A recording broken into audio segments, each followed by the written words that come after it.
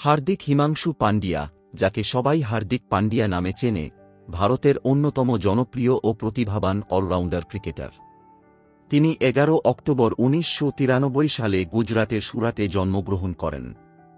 তাঁর বাবার নাম হিমাংশু পান্ডিয়া এবং মায়ের নাম নলিনী পান্ডিয়া। হার্দিকের বড় ভাই ক্রুনাল পান্ডিয়াও একজন ভারতীয় ক্রিকেটার। ছোটবেলা থেকেই হার্দিকের জীবনে ছিল সংগ্রাম। তাঁর পরিবার আর্থিকভাবে খুব সাধারণ ছিল। তাঁর বাবা সুরাটে ছোট একটি গাড়ির ফাইন্যান্স ব্যবসা চালাতেন, কিন্তু ছেলেদের ভালো ক্রিকেট শেখানোর জন্য পুরো পরিবার চলে আসে বড়োদরায়। সেখানেও জীবনে অনেক কষ্ট ছিল, কখনো কখনো তাদের কাছে খাবার কেনার মতো টাকাও থাকত না। কিন্তু হার্দিকের মনোবল ছিল অটুট।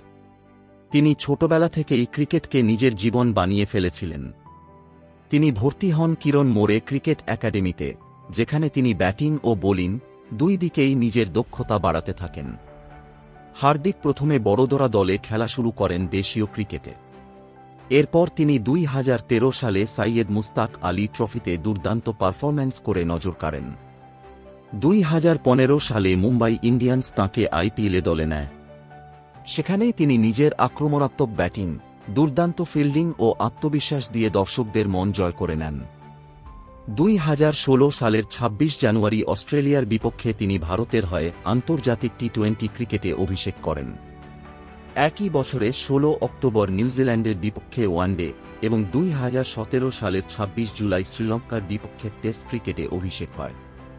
খুব অল্প সময়েই তিনি ভারতের অন্যতম সেরা অলরাউন্ডার হিসেবে প্রতিষ্ঠিত হন।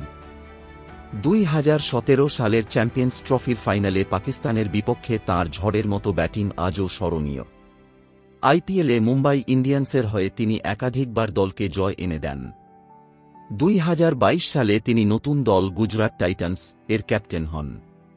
অবিশ্বাস্যভাবে প্রথম বছরেই দলকে আইপিএল চ্যাম্পিয়ন করেন। এতে তিনি প্রমাণ করেন যে তিনি শুধু ভালো খেলোয়াড় নন, একজন সফল ক্যাপ্টেন। হার্দিকের খেলার ধরন একেবারে আলাদা।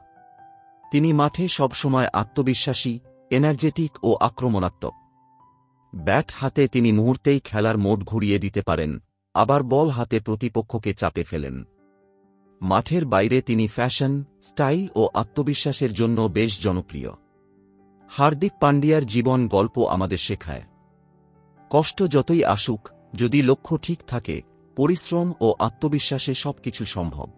বন্ধুরা, ভিডিওটি যদি তোমাদের ভালো লেগে থাকে তবে অবশ্যই একটি লাইক দিও। তোমাদের মতামত জানাতে কমেন্ট করবে, আর তোমাদের বন্ধুদের সঙ্গে শেয়ার করবে, যাতে তারাও অনুপ্রাণিত হতে পারে। আর অবশ্যই সাবস্ক্রাইব করো আর আমাদের সাথে থেকো।